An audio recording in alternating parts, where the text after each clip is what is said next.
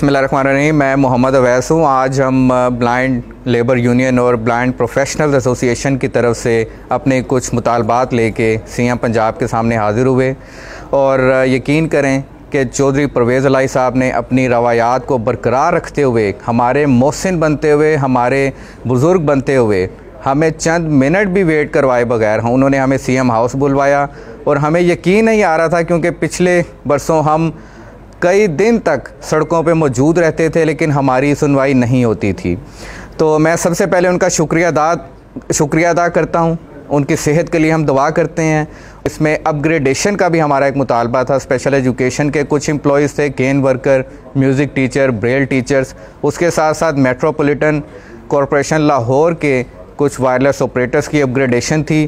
तो चौधरी साहब ने फिल-फौर हुक्म दिया कि आपके तमाम मुतालबात आज शाम ही ऑर्डर इन पे हो जाएगा, हम तस्लीम करते हैं। और उन्होंने कहा कि बेटा और क्या मांगते हो बताओ। तो हम उनका आज शुक्रिया अदा करते हैं। अल्लाह ताला उन्हें सेहत दे और उनकी लंबी ज़िंदगी के लिए हम हमेशा दुआगो रहेंगे।